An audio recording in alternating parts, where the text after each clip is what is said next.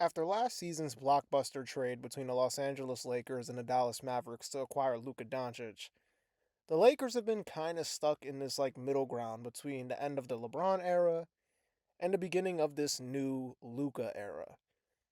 And obviously there's been a finals contender blueprint for a team built around Doncic, and that's a team full of defenders, shooters, a lob threat, and at least one other creator. But basically, since the time period that Luka has been on this Lakers squad, when LeBron is with them, the fit is just always a bit weird, considering it's not like LeBron is playing at this superstar level, top five player in the world type of level anymore, and he isn't exactly a floor spacer or a 3 and D guy.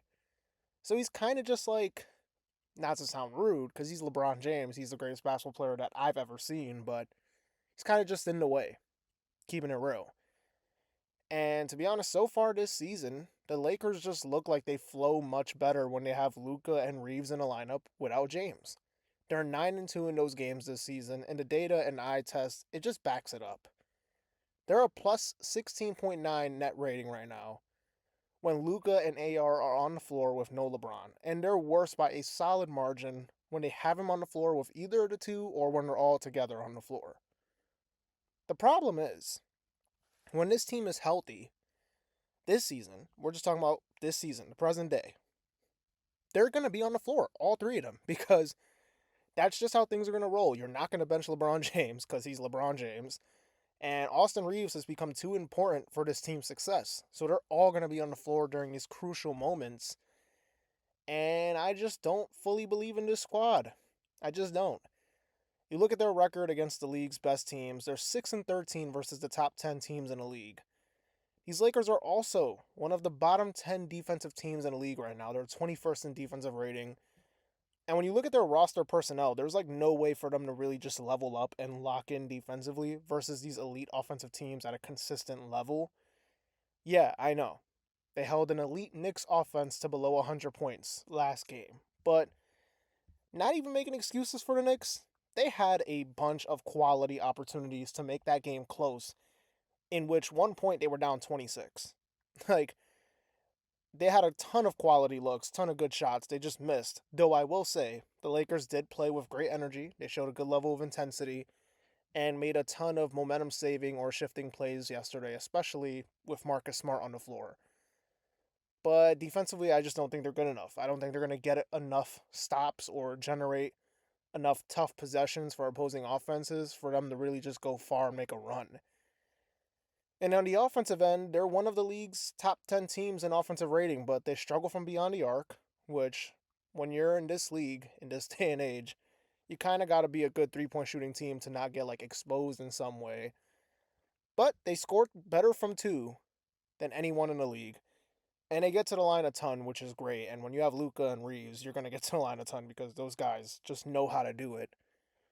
But like I said, I just find it hard to believe that this team has any legit chance of winning a title this season when you look at the top dogs like OKC or San Antonio, or even some of these teams I think they're ahead of Denver right now via tiebreaker. And I still believe in Denver just because they have Jokic, and I think I just believe in their infrastructure more than I do with this Lakers team right now. I think the Rockets are ahead of the Lakers right now, but I'm kind of out on them too to be a contender or a legit title team, I guess you could say. And then there's Minnesota, who was kind of up and down. They can be a title team, but then they also look very shaky at times. But yeah, as for the Lakers, I don't believe in it. Not this season. I just don't. And it's no disrespect. It's just the reality of how I feel. The question then becomes, how do they become a true contender? And I think this was discussed earlier in the video when I mentioned the formula for a Luka-led finals contender like Dallas did back in 2024. Funny enough, Nico Harrison did a great job of bringing in pieces. And they're going to need to kind of recreate that. They're probably going to need a retool, and I think it starts with ending the LeBron era. It was a great ride, but it's over. Look, you got your championship. You probably wanted more. I know Laker fans always want more, but you got your ring. You had your years of fun, even though there were some years where the team was very, very shaky, even though they had some talent. But there's an obvious new face of the franchise. And that's just how it goes. That's how life goes. You move on. LeBron's basically almost out the door, anyways. He can go maybe have his farewell tour in Cleveland or wherever he pleases. And I think the Lakers are good without him being on the team next year. Austin Reeves, obviously, important to the squad. He's going to be key. I really think he can be that secondary option full time, consistently, that just runs units when Luka's off the floor, and when they're on the floor together, they can either take turns going out the defense, or Reeves can kind of just spot up and hit shots when he needs to as well. So when you look at the squad, there's the blueprint. I said it already. The 2024 Mavs should be the goal for what this team wants to become, because I think it's very possible to get it done. I think it definitely is, because who wouldn't want to play in LA with Luka if you're one of those like high-end role player talents? And also there's just always like the possibility that a star player ends up on the squad. You never know, because hey, let's be real.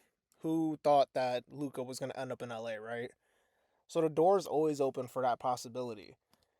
And I just think it's very apparent to me that as great as LeBron James was or is, time's up.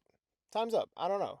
It just that's how I feel. The data backs it up. You can check the lineup data to see what it tells you, and it tells you all the same things. It tells you that this team is better when LeBron James is not on the floor. And I know LeBron fans are going to come at me. And look, I didn't disrespect the man's legacy. I didn't say the man's not the greatest basketball player that has ever played in my generation, but I think a lot of Laker fans that are not like LeBron diehards and kind of just move where LeBron goes, the real Laker fans, they see it. They see it. I think it's been time for like a couple years now, but this is really like, this is it. It's the Luka era for the Lakers. This season's kind of just a filler season. And I think next season's where the real stuff begins for this Lakers franchise in the new Luka Doncic era. Anyways, that's going to do it. Don't forget to like, comment, and subscribe. This has been a checkup, and I'll see y'all in the next video. Peace.